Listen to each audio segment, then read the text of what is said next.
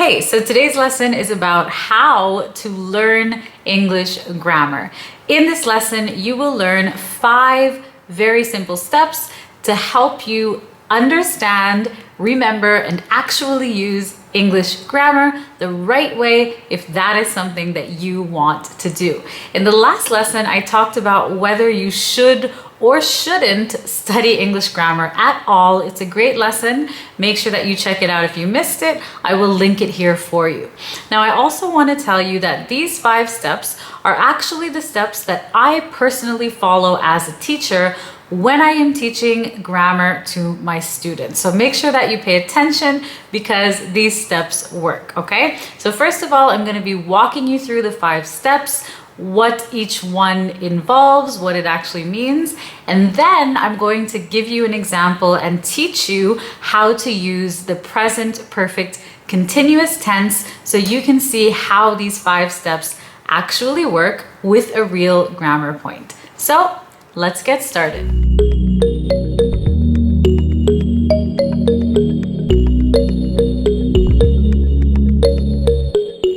Okay, so first, let's go through these 5 steps. Step 1 is to choose your grammar point. Choose the grammar point that you are going to study. Now, how can you do this? You need to choose a grammar point that you make mistakes with, okay? You don't have to study every single grammar point because some grammar points you naturally just pick up and it's not necessary for you to spend a lot of extra time on them. So when you are choosing what grammar point to study, choose one that you find a little bit difficult or that you sometimes make mistakes with or that doesn't exist in your language, so you have to study it a little bit more, okay? As well, you need to choose a grammar point that is level appropriate, okay? Level appropriate. So if you are a beginner, of course, you're not going to be studying advanced grammar. Just keep that in mind. And it's very important that you study one grammar point at a time. You choose one, you stick to that one, you learn that one, you get good at it, and then you move on to the next one, okay? And this is exactly what I do with my students. I do not teach my students 2, 3, 4, 5, 6, 7 grammar points at one time. I teach them one grammar point at one time. They learn it, they use it, they practice with it, they get good at it, they get confident with it, and then we move on to the next one, okay? So it's very important that you choose one grammar point that you actually need to study, one that you find a little challenging, you kind of make mistakes with it, and you stick to that one, you get good at that one, and then you kind of move on to the next one, okay? So step 1, choose your grammar point. Decide what you're gonna study. Step 2 is to learn the form or the grammatical structure of whatever grammar point you choose, okay? So you need to learn the form, the structure, the rules, all the technical stuff. And this can be done online. You can use a grammar book. You can do controlled practice, so grammar worksheets and exercises, just to help you remember the form and remember the structure, okay? So whatever grammar point you choose, you then need to learn how to actually create or form that grammar correctly, all right? So for example, if you are focusing on present perfect continuous tense, you need to learn how to actually make or form the present perfect continuous tense in an affirmative statement, in a negative statement, and in a question, and all of that, all right? So learn the form, learn the structure, learn the rules, learn all the technical stuff, and then step 3 is to learn the real life uses of the grammar point you are studying. Learn the real life uses, all right? So the form is just the first step. A lot of times people learn the form and they just keep doing grammar exercises, but then when they go out and have a conversation, they don't know how to use the grammar point they were studying. They don't know when to use it. So it's very, very, very important that you actually learn the real life uses for that grammar point. So you need to find out, when do people actually use this in the real world? In what situations to talk about? What kind of topics? And so on. So you need to learn the real life uses for that grammar point that you are studying. All right. Then step 4 is to come up with or create your own real life examples. Okay, so you understand the structure and you know when other people use it, you need to write or create your own examples that you can use in your real life, at your work, in conversations with your friends, in your emails. You need to write examples that are relevant to your life, connected to your life. Okay. You can come up with creative examples, but it's not necessary. It's necessary for you to come up with examples that you can then take and apply in the real world, apply in your real life. Because if you use your examples, you're going to remember them. All right. Which brings us to step 5. Step 5 is to go out and use the examples that you have created in your real life. You need to actually say or write or use the examples that you have written, that you have come up with. Okay, so let's run through these steps quickly again. Step 1, choose your grammar point. Choose one at a time, level appropriate, and something that you actually need to study. Don't keep studying things that you already know and that you're already good at. Okay. Step 2, learn the form, learn the structure, learn all the rules. Step 3, learn the real life uses. How do people in the real world use this grammar? Okay, what do they use it for? Step 4, come up with your own real life examples. And step 5, go out and use those examples as often as you can. Now I am going to give you an example of what these 5 steps actually look like and how they work with a grammar point. So we are going to use the present perfect continuous tense as an example today. I'm going to walk you through all the steps from step 1 to step 5 using the present perfect continuous tense to help you understand how these steps actually work. So I'm going to share my screen with you and we're going to look at the present perfect continuous tense. Step 1 is to choose the grammar point that you are going to study, that you are going to focus on. So as I said, choose one grammar point at a time. And for this example, we're looking at the present perfect continuous tense because maybe we make a lot of mistakes with this tense. It's difficult for us to understand. It's difficult for us to remember. So as we are walking through these 5 steps, you can pause the lesson if you need to and reread any of the examples, or you can re-watch, of course, the 5 steps. So step 1, choose the grammar point, present perfect continuous.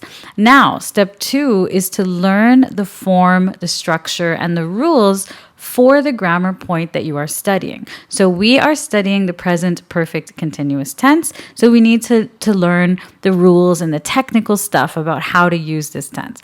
So first of all, how do you make an affirmative statement? An affirmative is just a positive sentence or a normal statement or a normal sentence. So here you have your subject, have or has been, plus a verb with ing. So subject, have or has been, and a verb with ing. For example, we have been looking for an apartment. We've been looking for an apartment. Or I have been looking for an apartment. He has been looking for an apartment. So this is your affirmative statement or affirmative sentence. Then we need to look at making a negative sentence or negative statement. So you have your subject, have not or has not been, and a verb with ing. For example, I haven't been looking for an apartment. We haven't been looking for an apartment, and so on. Then you need to look at how to make a question, how to form a question using the present perfect continuous tense. So here it's have or has, then your subject, been, and a verb with ing. For example, have you been looking for a new apartment? Has she been looking for a new apartment? Has he been looking for a new apartment? And so on and so on. All right. So you need to learn first the form, the structure, and any of the rules. For example, you use have when the subject is I, we, you, or they. And you use has when the subject is he, she, or it. Now, if you need to, you can pause and look over these the form and the structure and the rules again. But I just want to remind you that step 2 is actually the easiest step in learning grammar, because this is just a matter of memorizing. And here, when you are learning the form, learning the structure, learning the rules, this is when you should do grammar exercises and controlled practice and worksheets and all of that stuff. So step 2, learn the structure, learn the form, learn the rules, and do exercises just to get comfortable with the form and the structure of the grammar that you are studying. All right. Now, step 3 is very, very important.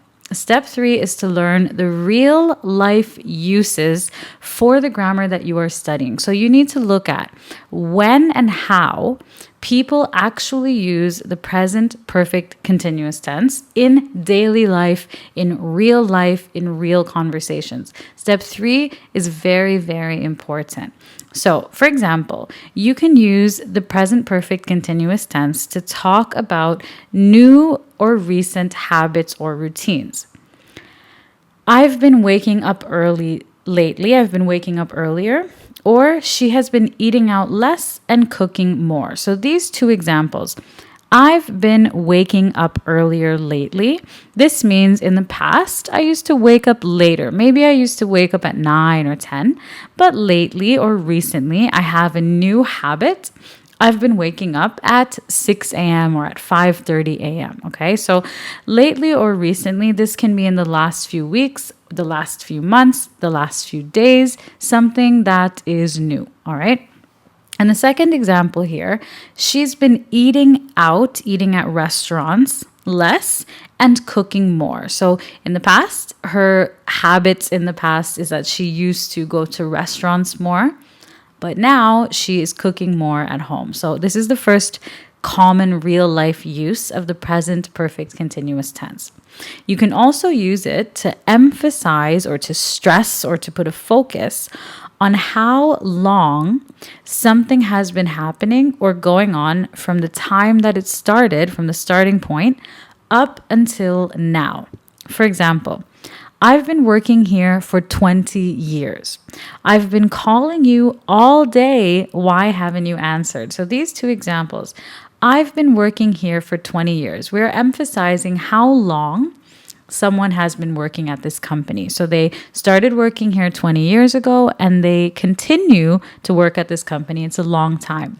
The second example here, I've been calling you all day. I've been calling you all day. We're using the present perfect continuous because we want to make it sound like it's been a long time. So I've been calling you all day. To the listener, it sounds like you spent hours calling them. It doesn't sound like you called once or twice.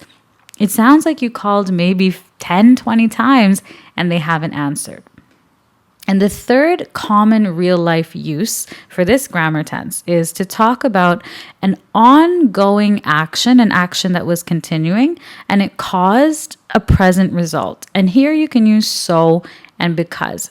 For example, I've been running errands all day, so I'm tired now. So I've been running errands all day. I've been going to the bank. I went to the dry cleaners. I picked up my kids. I've been running around town doing things. And the present result is I'm tired. The second example here, the kitchen is a mess because I have been cooking all day. So the present result is the kitchen is a mess. Why? Because I've been cooking all day up until this moment. All right. So if you need to, you can pause the lesson here and have a closer look at these 3 real life uses for the present perfect continuous tense. And what you can do in reality is just to study one of these at a time. You don't have to remember everything all at once. So I want you to take a closer look at number 1 to talk about new or recent habits or routines, because that's what we're going to be focusing on for step 4. All right. So we're going to be talking about new or recent habits or routines. So step 4 is to create real life examples. And as I said, we're going to look just at new or recent habits or routines. and how we can actually use the present perfect tense to talk about new habits, new routines, or recent routines. So, for example, I've been listening to podcasts on my way to work. This is a recent routine or recent habit, something that I started doing recently. When we use the present perfect continuous tense, the listener understands that this is something we started doing recently. So, in the last few weeks, or in the last few months, or in the last few days, I've started listening to podcasts when I'm driving to work. This is something that I recently started doing. Another example, she has been eating healthier since her last visit to the doctor. She's been eating healthier since her last visit to the doctor. So this is a new healthy habit. The doctor maybe told her that she has to eat healthier, that her health is not looking good. She needs to change her diet. So she started eating healthier. She developed a new habit. Another example, Joe has been spending more time with his friends since he moved to the city. Joe has been spending more time with his friends since he moved to the city. So this is a new routine for Joe.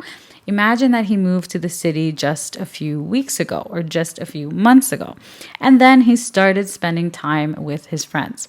Another example, you've been drinking too much. This means you have been drinking too much alcohol recently or lately. It's a recent habit, a bad habit. If a friend of yours is drinking too much and you want to point it out to them, you can say, I think you've been drinking too much recently or lately. So using the words recently or lately are optional. You don't have to use them. It's just understood when you use the present perfect continuous tense. It's something that has been happening on an ongoing basis up until this point.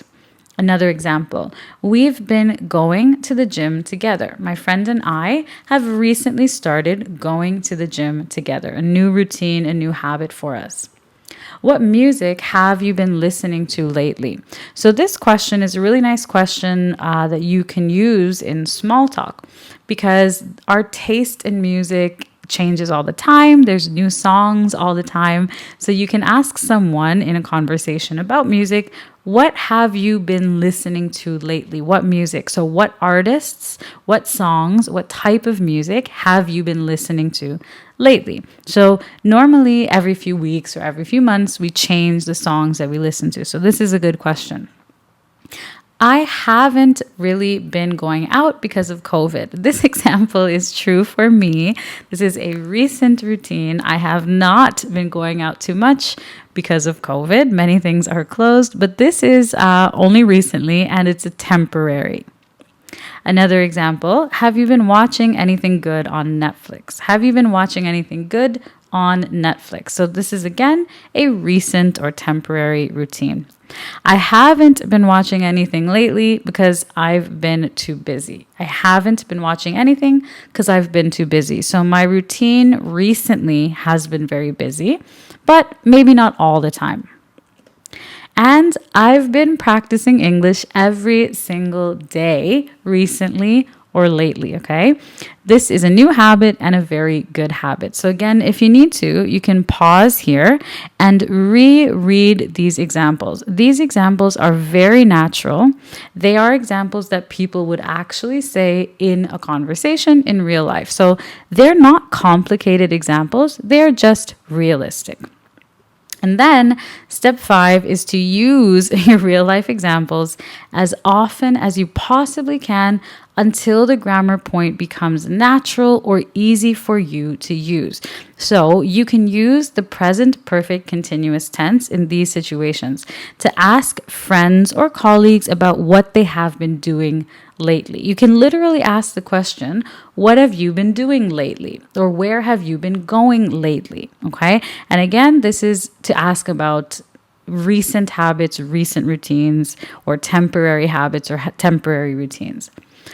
You can talk about habits that you have developed lately. So lately, I've been waking up earlier. Lately, I've been going to the gym. I've been practicing my English. Or you can talk about new or temporary routines. So you need to practice with one of the uses of the present perfect continuous tense as much as you can until you get really good at it, until it becomes natural for you. So let's recap these steps. First of all, you need to choose one grammar point that you're going to study. You need to choose something that is difficult for you, something you have trouble with, something that doesn't exist in your language. You don't have to study grammar that you already know. So you don't have to learn the verb to be over and over and over again. Just focus on the gaps in your grammar, things that you make mistakes with, things that you find tricky or difficult. So choose your grammar point just one at a time and stick to that one. Second, learn the form, the structure, the rules. And as I said, step 2 is actually the easiest step. It's just a matter of memorizing something and then practicing it. You can do exercises online, so don't stress or get stuck on step 2. Step 3 is very, very important. That's why there's a little star here. You need to learn the real life uses. How do you actually use this grammar? What do people use it for? So pay attention when people are speaking or when you're doing listening practice, and try to catch this grammar point in context in real conversations, and then you will see how people are using it, how it's being used. Step 4, create your own real life examples that you can then take and go out and use in conversation. So step 3 and step 4 are definitely the most important. And of course, step 5 is to then use the examples that you create. All right. So step 1, choose your grammar. Step 2, learn the form, learn the structure, learn the rules, do some controlled practice. Step 3, learn real life uses. 4, create your own real life examples, and then go out and use those examples until the grammar comes naturally to you. So there you have it. That is how you can learn, remember, and use English grammar. Now, I also want to tell you that you should not put pressure on yourself or get stressed if it takes you a longer time to learn some grammar points, or if it takes you a longer time to work on any one of these steps. So, for example, if it takes you a long time to work on step 2, to remember the form, to remember the structure, that is okay. You can spend as long as you need to, as long as you want on any one of these steps. That's the beauty of learning as an adult. No one is pressuring you to learn a new grammar point every single day or even every single week. It's okay if you spend a couple of weeks on one grammar point. There is nothing wrong with taking your time and learning and doing things the right way. All right. So don't put pressure on yourself to learn very quickly or to fly through these steps.